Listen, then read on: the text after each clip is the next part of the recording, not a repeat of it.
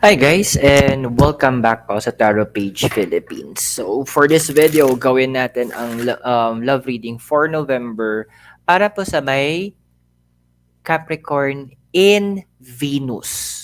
So kung hindi nyo po alam kung ano po yung um, zodiac sign nyo under Venus, hindi po para sa inyo tong video na to. Or nakita mo lang kasi, ay Capricorn, pinanganak ako sa date ng Capricorn. No, this is not for you.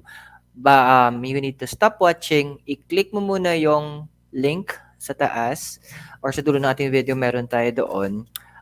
That will teach you paano mo makukuha yung Venus sign mo and also explaining kung para saan ito.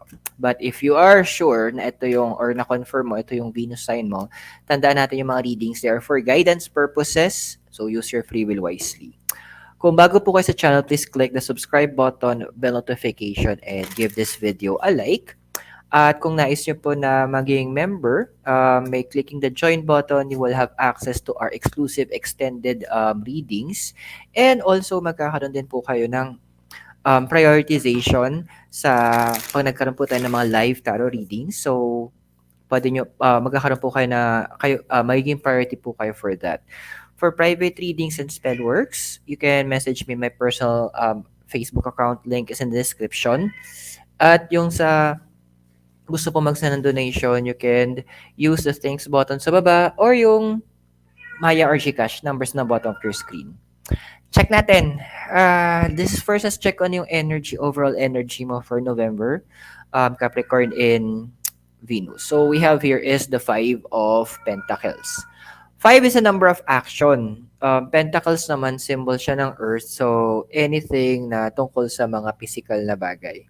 So, andito tayo ngayon that you will be focusing more actually on building new connections and reviewing your old connections. Ayan.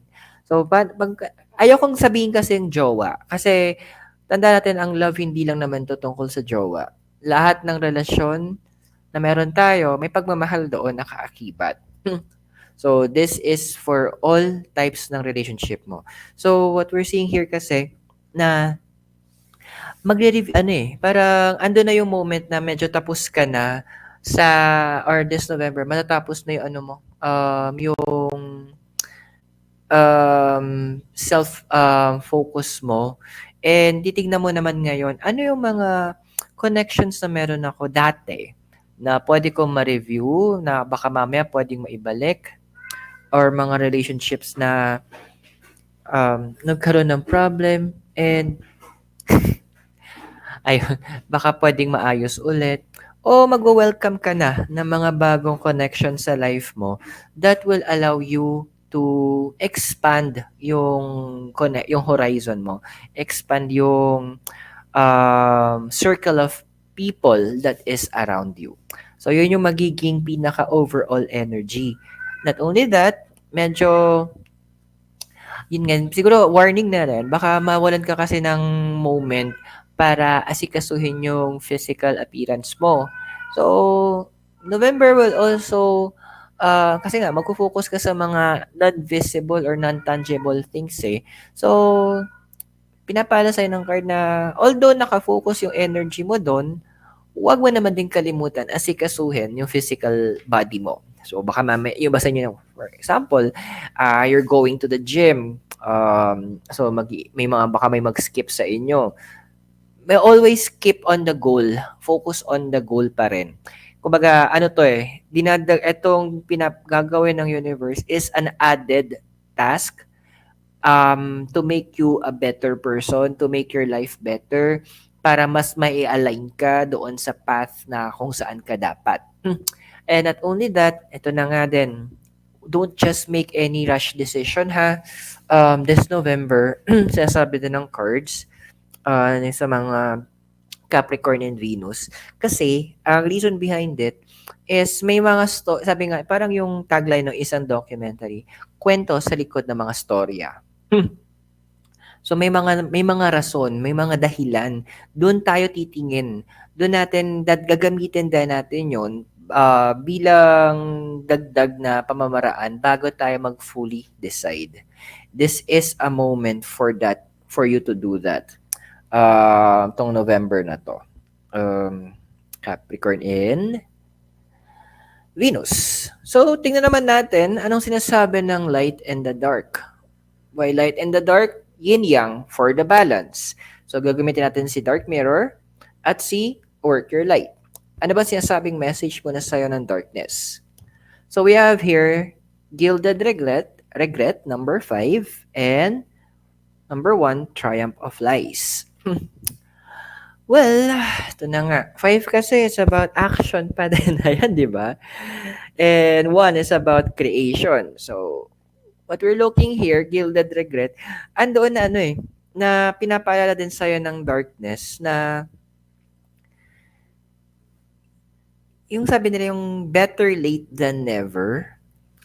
Kasi may mga connections ka na aayusin. May mga previous connections na ibabalik mo. May mga previous connections na bibigyan mo ng attention ulit. So the universe is telling you na kahit matagal na yon, ang importante, ginagawa mo ng paraan or hinahanapan mo ng way to reconcile or mapunan. Kasi sabi nga hanggat nabubuhay tayo, hanggat may hininga tayo, it only means na meron pa ring pag-asa. As long as you're here, as long as dito pa yung mga tao na gusto mong ma-rebuild yung connection mo with them, it only means na may chance pa. There's always a chance as long as we are here. And yung Triumph of Lies, sinasabi dito, in this November kasi kaya mo din siya kaya ka magre-reconnect dun sa mga tao kasi andoon yung moment na may mga malalaman ka. And eto yung mga malalaman mo will prove na parang yung mga ideas mo and yung mga nalaman mo about this particular individual, sabihin na lang natin na tawag ito, magkakaroon ng makikita mo yung ibang viewpoint. Wait lang. Ang ingay. Sorry. So, that's Lucian nga pala po. Ayan. So, kumbaga yung mga malalaman mo na information from other people, mukha siyang chismis kung tutuusin. Pero merong bahid ng katotohanan yun. And yun yung magtutulak sa'yo para mag-decide na ungkatin ulit, tama ba yung ginawa kong decision in the past na layuan ko tong taong to or i-cut off ko yung sarili ko sa kanya. So magkakaroon ka ng ibang facet or makikita mo yung ibang anggulo ng totoong nangyari na doon mo mapagtatanto, ay, kulang pala yung nalaman ko. Hindi pala enough, nag-jump into conclusion agad ako. Yun yung tuturo ng universe sa'yo na, ipapakita sa'yo ng universe na, yes, pwede nagkamali ka in the past, but it doesn't mean hindi mo na pwedeng ayusin. Now, let's check ano bang message ng light naman para sa'yo. So, meron tayo ditong trust the timing, trust the waves you come in, trust the wave you came in on. Time is not running out. O, diba? Connected siya. And then, messenger. So, serious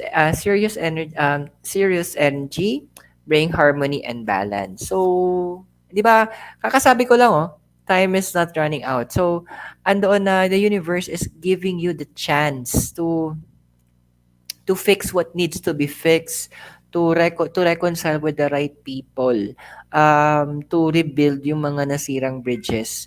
Para, kasi hindi nga, time is, as long as you're here, yun yung gusto kong ipaalala sa'yo, na hanggat nandito ka, then, may option pa, may chance pa, hanggat may hininga, that's your sign na there's still a chance na mabago yun or ma-fix yung mga bagay-bagay. And the messenger is also saying, bringing harmony and balance. This is a time for you to make sure na andoon na balance na rin yung connection mo.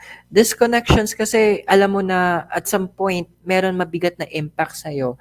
Na at some point, binigyan ka na naging importante sa'yo due to miscommunication and misunderstanding and sa masamang dahilan, false information, andoon na